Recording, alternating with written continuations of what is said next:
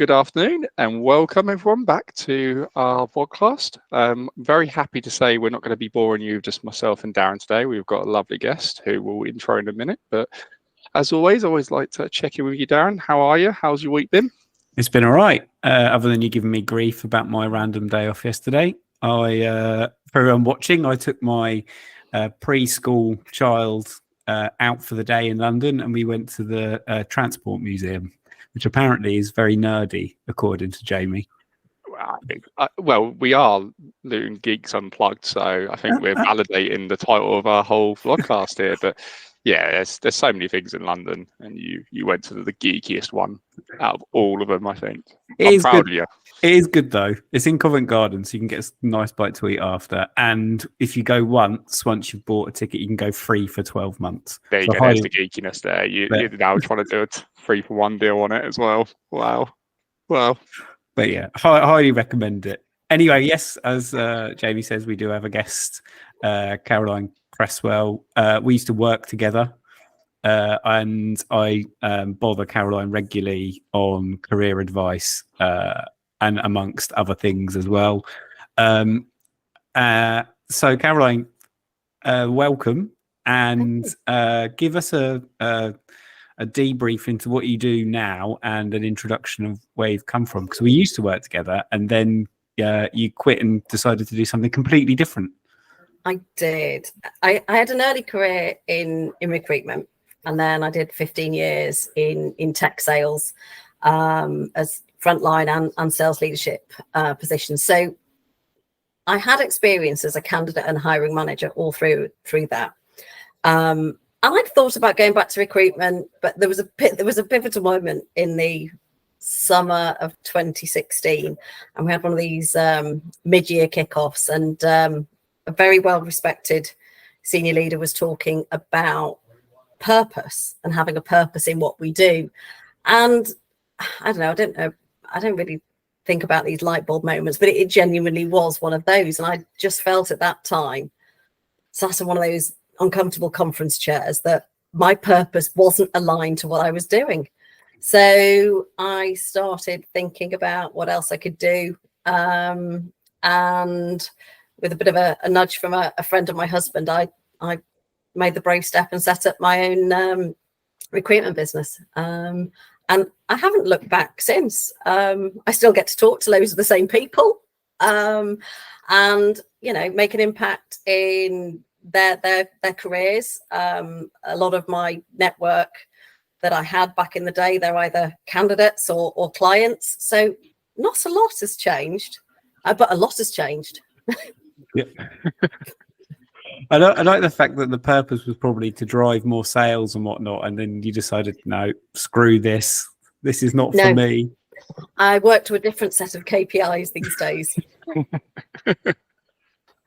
I like the and I think it's really, really important from a career perspective to have those moments in your life. And I think, Jamie, you're the epitome of it. We talked about it on a previous vlogcast around switching careers out of sport and professional football, soccer. Sorry, I know you hate that term. And stepping into technology. So to do it's not probably as extreme, but it's probably extreme from going from having structure and a boss and a target and a career path to actually I'm building something from nothing. But that's exciting as well, right? Must have been exciting. It was a bit nerve-wracking at the beginning. I thought I would struggle to get clients. I thought that would be the hard bit. But as contacts in my network, and we will talk about network later, as contacts in my network heard that I'd set up the business, I was really fortunate that the respect that they'd had for me as a salesperson or a sales leader, they then saw that translating into my work as a headhunter. So I made contact with people. They said, yeah, we'd love you to work with us. They didn't even question, did I know anything about recruitment? So that it's a touch of blind faith. And then people were contacting me from my networks, saying, oh, I see you've set up on your own doing this. We'd love you to help us. So that was really terrific, that my network has absolutely rallied, because frankly, going out and doing cold calls, hi, I'm Caroline, can I come and recruit for you, if you're unknown, that's really hard to do. So I've been incredibly fortunate that my network has been really supportive, and really loyal. So yeah, I've got both candidates and clients out there, and candidates I've placed have since become clients. I even had a failed placement become a client.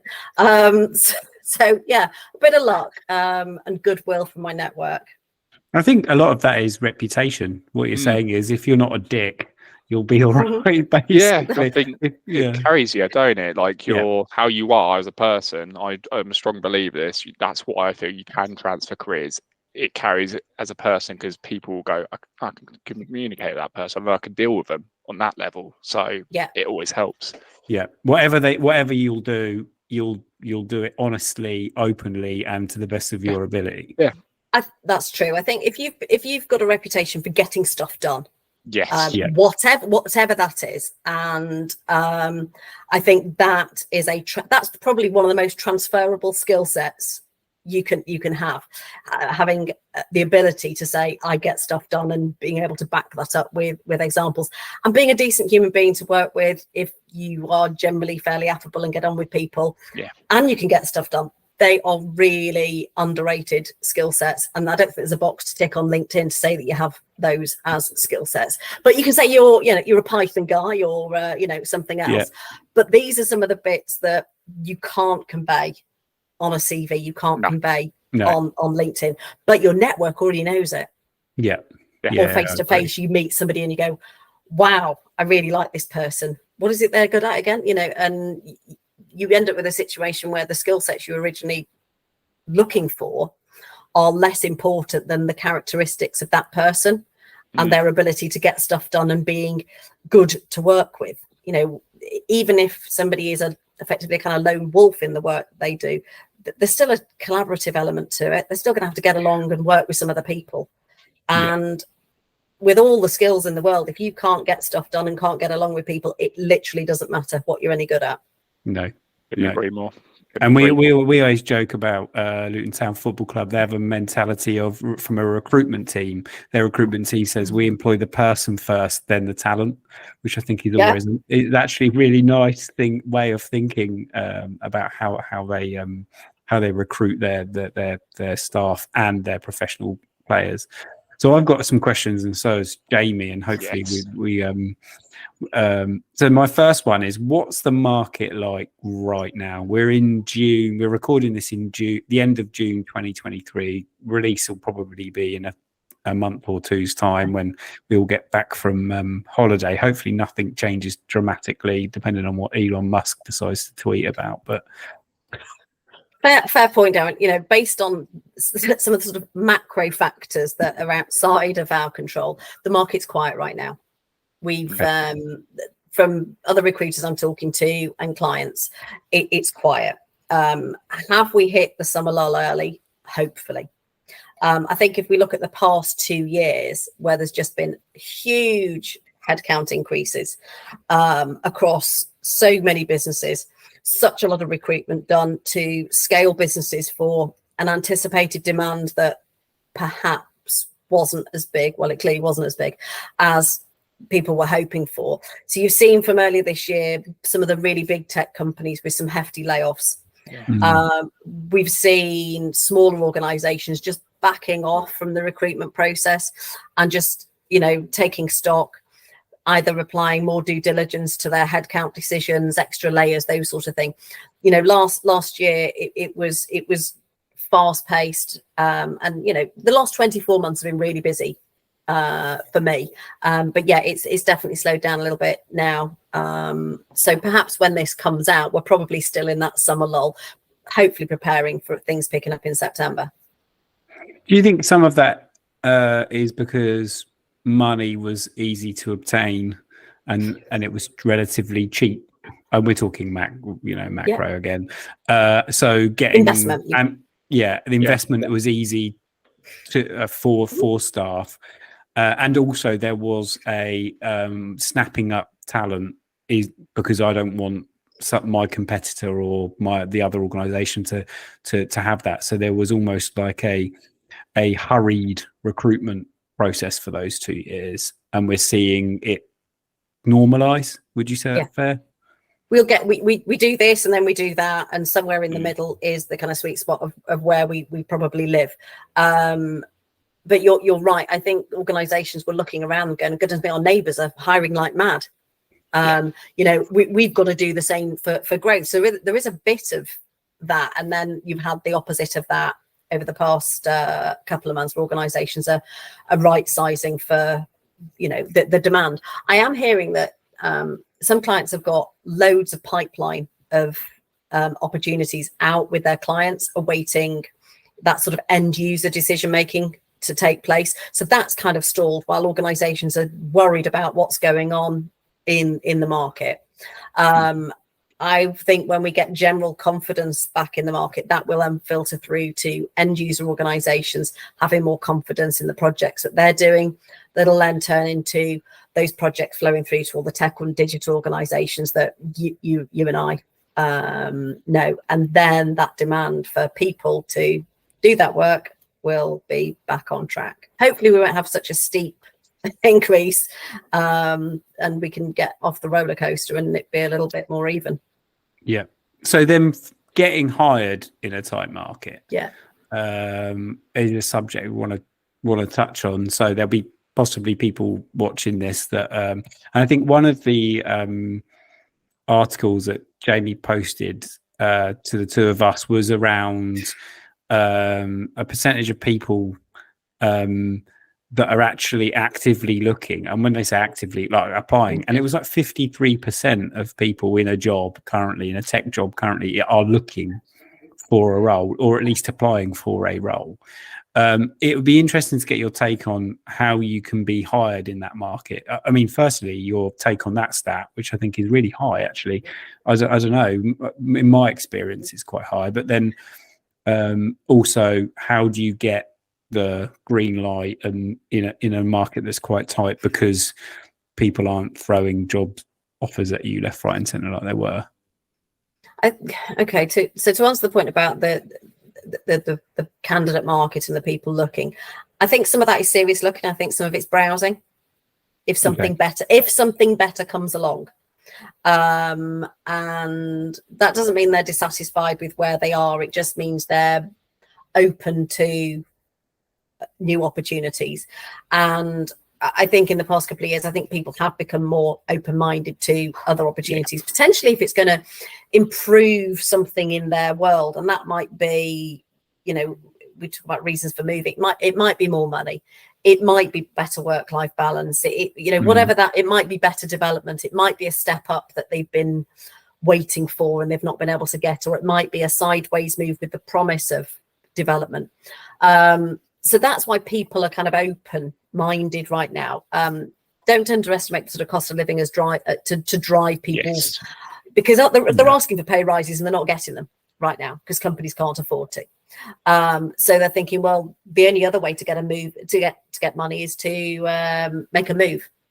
So that's driving a higher sort of browsing rate, I think. But yeah, that does sound pretty high, but I don't think it's down to a bunch of people being really unhappy, just more, open-minded.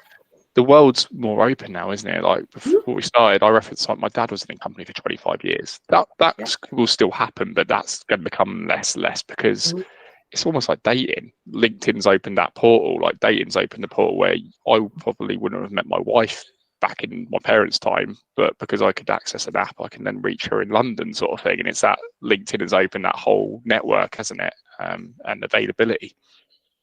It's easy. You just message somebody and say, hey, I've looked at your profile. It looks like you've been doing some great work. We've got a role that's a step up from what you're doing now. By the way, you don't need to come into the office if that's your thing, and we're going to pay you some more money. Are you interested in having a chat? Well, people are I ought to. And the number of conversations I have with people who are what we call passive candidates. I hate the word, but it means they're not actively looking, but they've said, yeah, I'll connect with you, Caroline, and we can have a chat.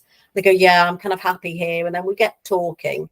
And a few weeks further down the line, they've gone, goodness me, Caroline, you've opened my eyes. I love this opportunity you've brought to me. I'm handing in my notice tomorrow and I'm starting in a month's time. That isn't entirely unusual. So that openness is certainly what's driving the mobility. It's easier to change jobs. Apart from the fact it's a tight market, the actual process to move is easy. But to get onto the topic of what to do in a tight market, there's kind of three areas. I'll talk about LinkedIn first of all, because that's probably where most people are going to be found. Now, wouldn't it be nice if you were found and offered something really cool, and you didn't have to do any hard work? So by updating your LinkedIn profiles, that means putting a headline in there that might make sense to somebody who isn't the same level of tech as you. Imagine it making sense to just a plain old recruiter like me. So a headline that speaks to more than, people are doing all sorts of silly headlines. Put something in there that makes sense and tells people what you do. Have a photo,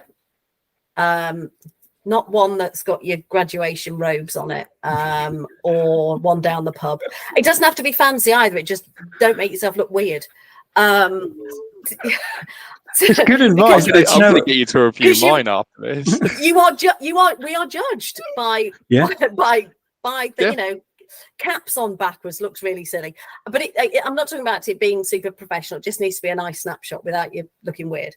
Highlight the skills and accomplishments that are there in your role. Tell people what you actually do, and in a language that's going to make sense to people outside your teeny tiny tech circle.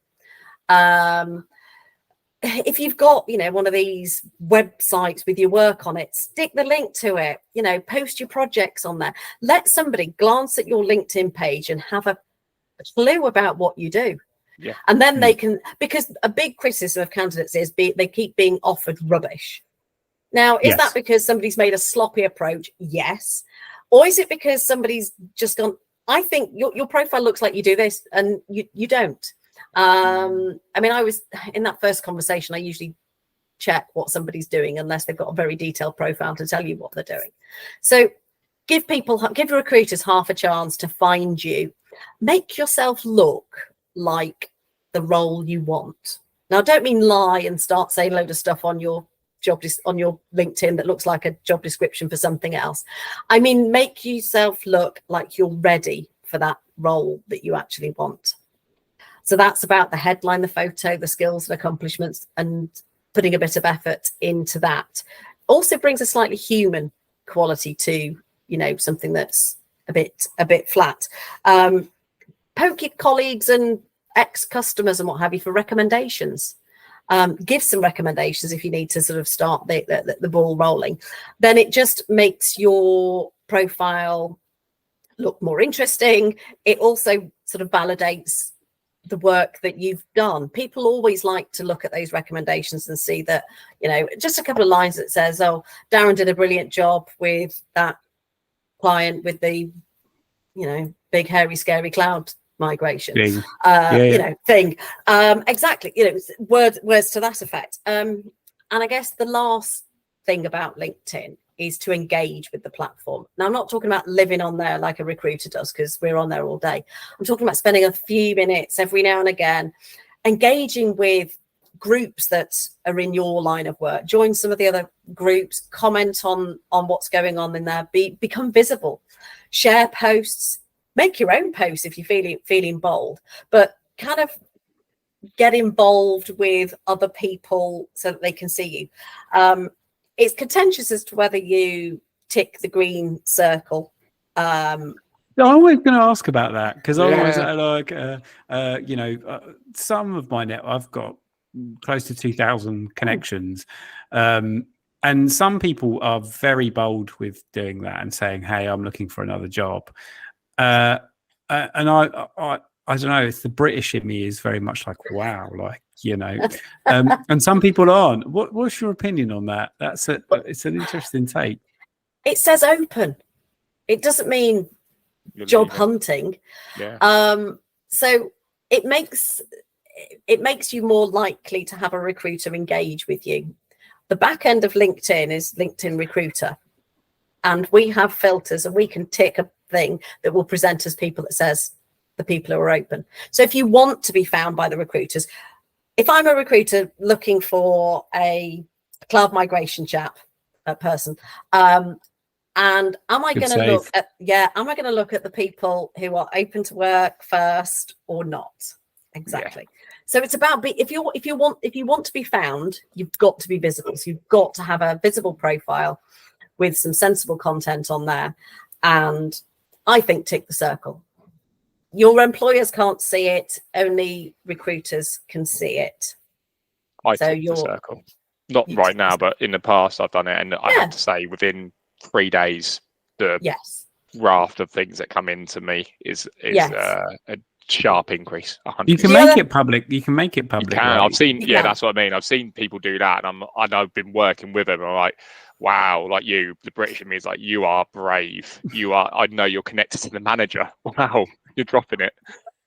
The other thing you can do is turn it off and then turn it back on again, because when you turn it back on, that triggers an email alert to recruiters that says this person who you've saved in a project previously is now open to work.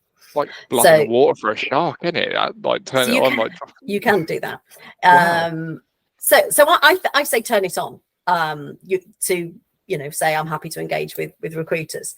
I know there's a chance you're going to be offered all sorts of rubbish along the way, and I can't change that, but you've got a greater chance of being offered the good stuff as well. You have to fizz through that. And then my last question before I hand over to Jamie is, we've talked before about this, understanding your value as a person within the industry. Can you explain that terminology like we are 5 years old? Because I think some people think their value is, well, I'm great at Python script, and I assume you're trying to elevate that conversation to someone who just doesn't know. Is to your point around, make sure your LinkedIn makes sense to someone who's not in the tech industry necessarily. This is a really good point, because it applies at all levels. I was talking to a COO about this the other day, so it goes right the way up to that level. Looking at his CV, and we'll use this one as an example, it was all about the stuff he was involved in, the stuff he was responsible for. So I'm responsible for Python stuff. Great.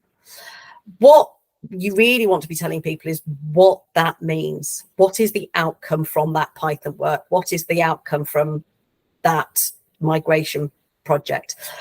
Those outcomes and those accomplishments are the most important thing to convey. That is your actual value. And, it might, as a project manager, it might be that you get stuff done ahead of time and under budget.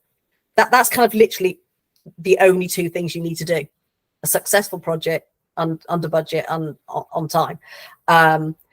What does that work actually result in is what I'm asking people to think about. So in explain it like your 5 terms, what does that Python work do? And that's what you should be talking about, and forgetting the fact that it was Python, because it could be something else. It I don't know, improves value of X, Y, and Z, customer satisfaction, reduce risk, whatever it may be. But it's trying to understand your area of the value chain within what you do. And you've probably got multiple layers of value. There's the value that you deliver to the customers for the work that you do. So it might be the work that you do resulted in a really great app being built. Or the work that you do turned into some additional revenue for your employer. So both of those are good outcomes, neither of which talk about what you actually did. Does that make sense? It does make sense, and I think that we've discussed these points previously many times. I will hand over to Jamie, because he's got a couple of questions before we move on. Because you sort of touched upon it in terms of your career, where you said you did have a bit of experience in recruitment and headhunting, and then you went into the sales role, and then you sort of realised you wanted to go back in. In that time, I'm making an assumption here, but I'm hoping you might see what I mean. Has recruitment changed in tech a lot? Because there's been agile for a while, but a lot of companies now are suddenly going like a light bulb. Oh, we need to be agile. Has that changed dramatically from your sort of that time frame? But also with that, did you have to read up on it, like to start understand, or did you just have a broad knowledge of agile anyway? Oh gosh, being a small business, you're naturally agile by nature, and I talk about being able to adapt and change to suit the needs of my clients and candidates. So that's something I do. Was it intentional? It was intentional actions. Did I have a plan to be agile? No, I was just working in that way organically. Has the market changed? The ability to recruit differently has changed. Yeah. So the ability has changed. So back in the 90s, gosh, that's just aged me. There was no LinkedIn. Yeah, of course. So how did you find people? Gosh, I would call a reception. I know. And then you start, so anyway, that was how it was done in the olden days. Now you've got LinkedIn, you can connect with people, you can get straight into their email, you can engage without troubling reception or alerting them to the fact that you're headhunting in their organization. The difficulty with recruitment, the one thing that hasn't changed, and you see this in sort of the larger recruitment agencies, is the KPIs and the activity hasn't changed.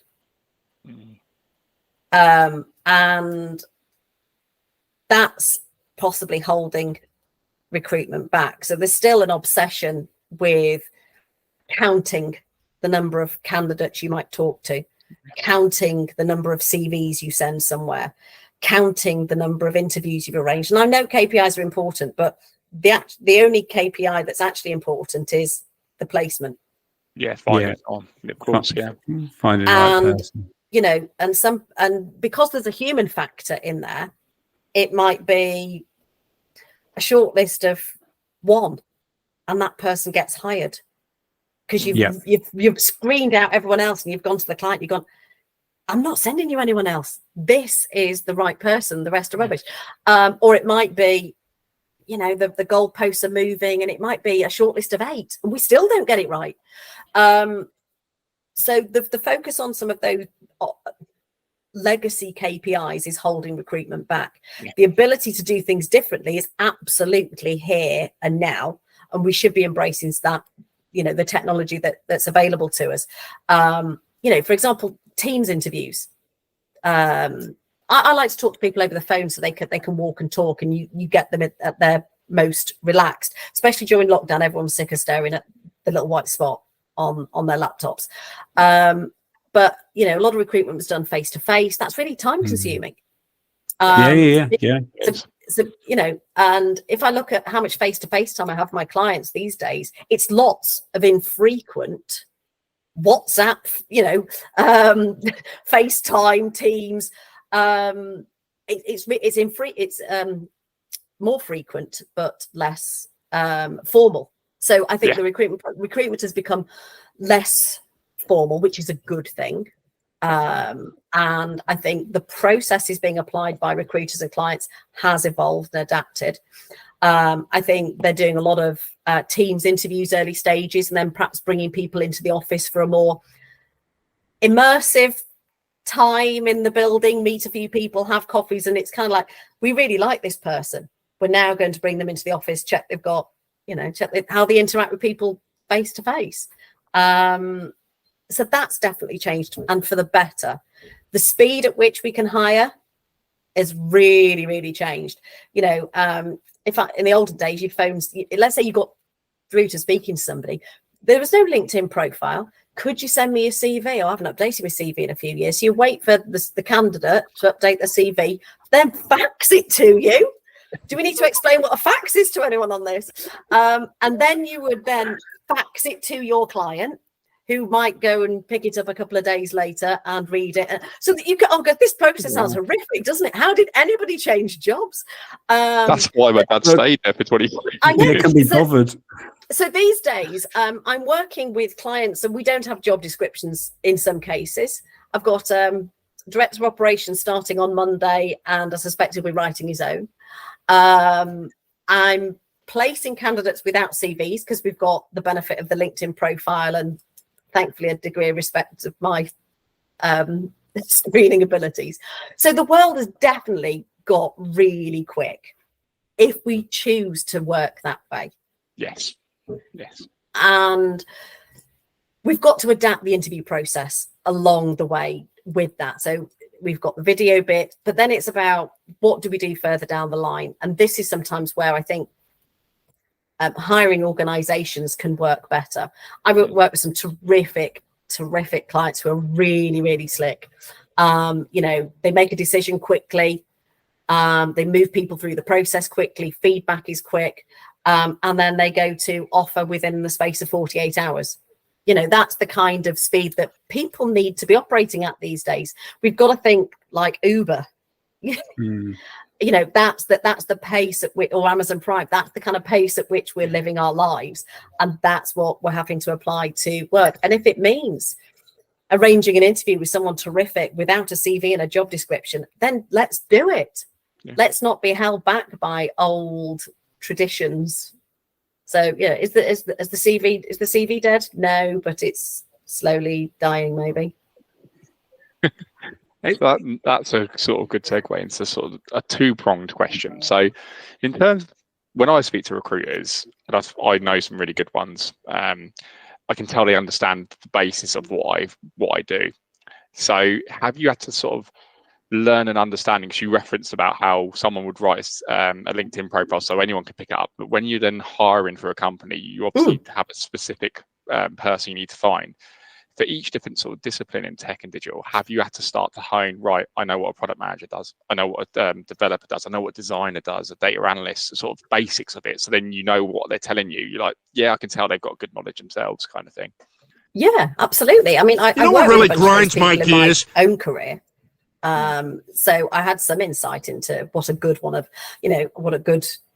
those looked like. I reckon I knew what a decent salesperson looked like, decent sales manager, decent bid manager, decent tech. But there were some areas that were outside of my familiarity, and I have had to upskill myself. And I've had some terrific clients and terrific candidates help me understand this stuff. And sometimes you get a nice, really helpful candidate, and you go, "Can you help me understand this stuff? Let's just go back and just explain it really slowly." Imagine you're talking to your nan. Help me help you. Yeah, kind of. And so I've had some really great conversations. I've seen some great diagrams drawn to help me get up to speed. Am I there yet? Gosh, the world's moving faster than I can possibly keep up with. I'll start taking consults from the kids next. But yes, I did have to put some effort into understanding some of the more technical elements. But a lot of that comes from the client helping you. My clients give me really good briefs. They tell me what's important about the work that this person's going to be doing. And we distill it down into probably 3 or 4 key areas of what's important in this role. And I can take a message with 3 or 4 things and take that to a candidate, and we can talk about how they feel about that. And, we talk about, how do you think you're a good fit for this? So it's about having an open conversation. We're not just ticking boxes, Python tick, we're still hiring humans for now. Yeah, because that's the thing. I have seen some great ones, but I've then come across ones who I know when I'm telling them something, they have no concept of what I'm telling them. And I try and base it. Like, I'll go on to BBC Sport. Imagine you want to look at the Premier League table. If you find that hard, I'm the person who's there to unpick how we can make that easier and try and use data. And then, okay, but then you can tell, just go, okay, I'll take that back, and they don't get it. And then that leads into the sort of what I said about the two-pronged, because in our research before this sort of podcast today, I was looking at sort of hiring trends, and it seems like data analysts is the next big thing. It's been developers, it's been product managers, and it looks like now, as companies are going, we need to be more data central, like really focus on what we can get. Is there a particular discipline that you do find the most challenging to fill, though? You're right. Data is important, and now everyone's got a load of data. Yeah. What do we do with it? So we better hire some people who can understand it. for us and translate it into something we can talk to the actual rest of the business about. That's a challenging area because they're in demand. So are they hard to find? No, they're not. Are they hard to entice away? Yes, they are. Really? They're in demand. A while back, it was as you say, the developers were in such demand that it was really hard to engage with them. Yeah. They were so hard to approach. Engagement rates were really low in that space, or maybe it was just me and my messaging.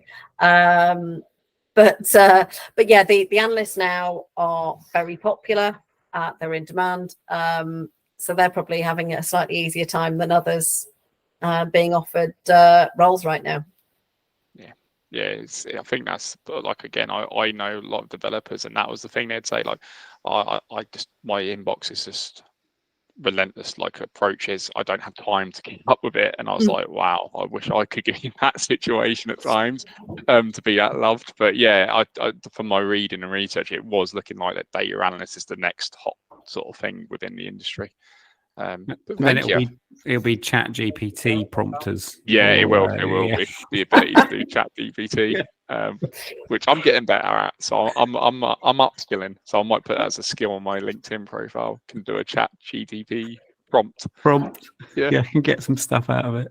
So that's really good insight, and really enjoyed the chat. I think before we get on to the what grinds my gears, and You know what really grinds my gears? Caroline, is two questions we like going to start asking our guests. I'll start with the first question, which is: have you ever been to Luton?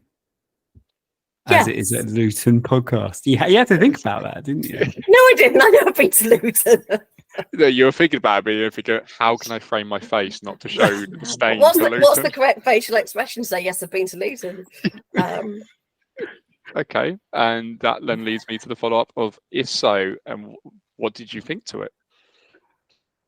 I've not been to Luton. I've been to the airport. Yeah, that's it. I think we're going to do that. That's going to be the theme, isn't it? I've been to the airport. I've spent a lot of time at the airport, but no, I've not been to Luton. Not been out. Not been out. I think this is going to be the theme with our broadcast. Everyone would have been to Luton, and it would have been to pop off Junction 10 and grab something, or jump on the plane.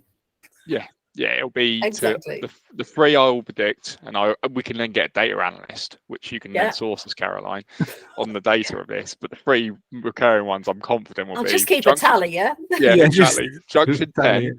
So then they stopped off at McDonald's. Yeah, there's a McDonald's right off at the end of McDonald's, or at the junction, or Starbucks, because then they'll go into Airport Parkway / the Dart, or they'll go into the airport. They'll be the three the common denominators. Yes, I have been to Luton, and that's as far as I've been.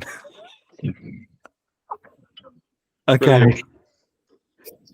Do you want to introduce the next bit, Jamie? Yes, so this is... go on then. Yeah, so Caroline, this is the thing we want to sort of keep going every episode, and it's, as Darren referenced, what grinds my gears, and it's just basically what agitates you or annoys you right now in the work that you're doing. I've got two. I'm having two. Onerous interview process. Where it starts to feel pointless. Mm-hmm. Yeah. And that we're hiring via committee. That grinds my gears. Just, you like someone, make it. People say, "Oh yeah, really did great. Loved him or loved her." Everyone who they've met so far has really liked them. We're just going to put them through some more process because it's a tick box, and that's annoying. The other one is rubbish perks. We can't say free tea and coffee on a Friday and a beer fridge on a Friday and call it a perk. It's absolute shambles. So they are my two. We don't charge for hot water. We have a flushing toilet. Or the one that I love is 25 annual days leave. What? Or stating. That's not. I think. You've opened or stating plus bank include plus bank holidays. Yeah. Oh yeah, that's it. Included bank holidays. Yeah. The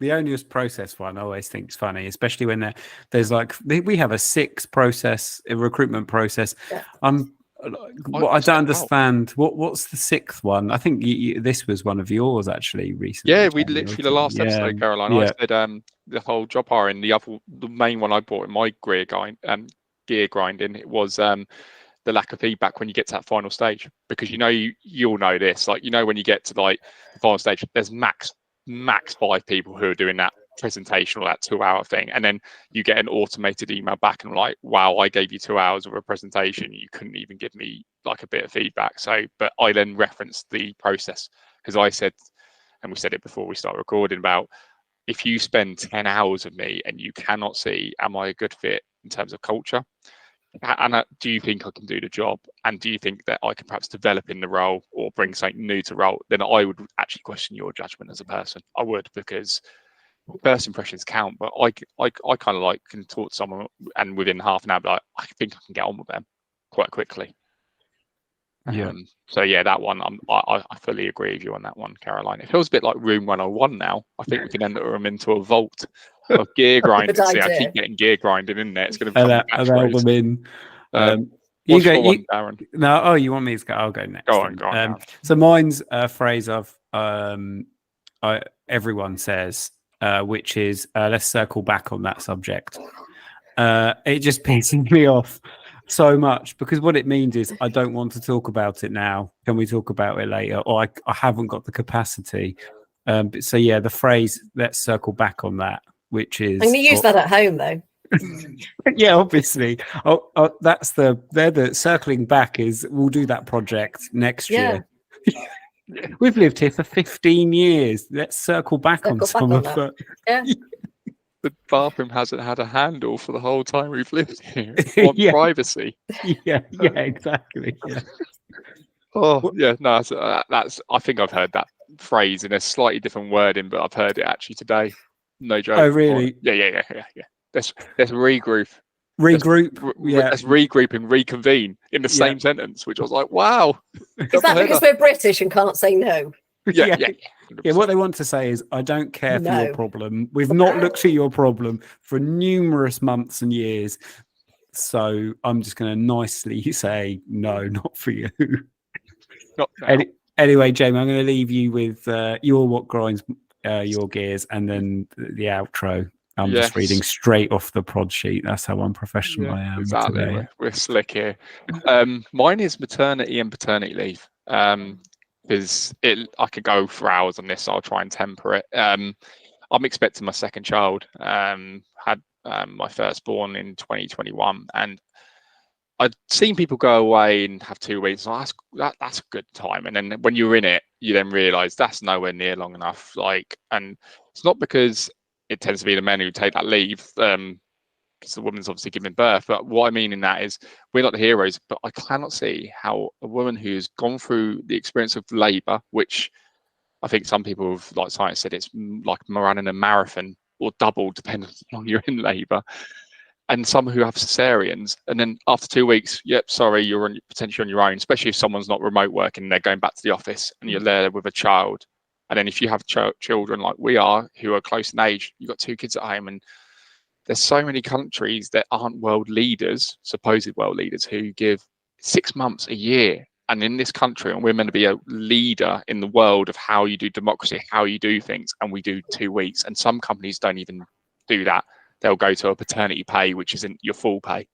So it's a massive one that, like I say, I could spend a long time on, but I just think it's when you're in the moment, or if you're going to experience it, if you're listening, or you have experienced it, I think people will agree. It's just it leaves a lot to be desired, and it's and also from the maternity side of things, going back into the work, how my wife was handled was nothing short of a disgrace. Where we can, yes, you can do 4 days from home, 1 day in the office, and then got into the role, and then no, we need you in 4 days. Well, we've got childcare. How do we magically sort that out? My husband works, and it's that dynamic. So yeah, that's my gear grinding for today. I've probably had to sort of dilute my tone of voice because I could feel the rage coming through on that one. I think it's an interesting one. Caroline, what do you think of this from a recruitment perspective? I know there's shared maternity if you both work, but I think Jamie's referring to the fact that if you don't work, your partner doesn't work or isn't going back to work. Gosh, have you seen improvement in that area? Starting to see it being listed as a real benefit. And the problem is it still 135 quid a week? I don't know. It's something. It's not enough, especially if you're the main salary, or if you've got how do two of you go from double income to collectively 250, 60, whatever it is. Yeah. A week. That's really, that's not going to buy many nappies or food. I think it's starting to shift, and those are companies who are being loud and proud about this are probably going to do quite well. It's almost an indicator as to how a company treats its people. Yes. Ooh, yeah. Because you can't, if you're looking for measures on a company's culture, you can look these kind of indicators. It's hard to ask the question at interview, though, because who's going to be bold enough to be starting to talk about maternity and paternity leave in the interview process? Yeah. But it shows whether an organisation is putting their money where their mouth is. We're all about the individual, and then we only offer 1 week's paternity plus a week's, whatever it. Companies doing the minimum is they should be red flags for us nowadays. Minimum levels of flexible working. So what I mean by that is flexible working with rules attached to it, because that isn't called flexible working. That's called, are we calling it hybrid? So flexible working with owners' rules around it, minimum benefits, and things like that. And I guess companies need to have varied benefits. Everything from there's like this electric car deal with one organisation. They're helping people fund electric vehicles. How cool is that? The bike to work schemes. There's all of that sort of stuff. But looking after your people, especially people with kids, they tend to feel very loyal and special. Well, that's the thing. Because the bar's so low. You've only got to be a little bit nice to be thought of as doing something, really amazing. Proper maternity leave, proper paternity pay. Let's do it like the Scandinavians. Yeah. But who's going to pay for it? That's the only issue, I suppose. And I've said this, like when I discussed it, I said, I'm not unrealistic and people are going to go magically to 6 months to a year. But are we really, really in the realms where you can't give the person taking the paternity a month? Like that extra 2 weeks, that would be, again, another godsend. Like if someone said to me, there's two companies coming for you, Jamie, one will give you 1 month and one will give you 2 weeks, I'm probably, even if the other one pays less, going to lean towards them because of that benefit. Like you say, like if you go above just the minimum, that makes you stand out for me. And 2 more weeks is nothing in the grand scheme. It's not, but I think I'm trying to look at the realistic, we're not going to go from 2 weeks to 6 months. We're not. No. Some companies will be brave, but the baseline, I don't think will. No. I think the money's a barrier to it being taken. So you can offer it out, but if you say you can take the leave, because giving people extra holiday and leave isn't very difficult or very costly to a business. But if you then say that leave is at what do we say, 100 and whatever quid, if it's a £35 or whatever, it's going to put them off doing it. Because they're going, I'd love to do it, I can't afford to do it. So the only way to get people to do it is for it to be at full pay, 80%, 70%. There'll be a number in there that companies go, that feels okay to us and that feels okay to the employee. I guess you'd have to think, Jamie, about what would be an okay number. Yeah, exactly. Yeah, to take a month off. It shouldn't be, if it's a basically complete salary sacrifice. Not many households in 2023 can afford to take a month of salary off when your food shop's 20% up on last year.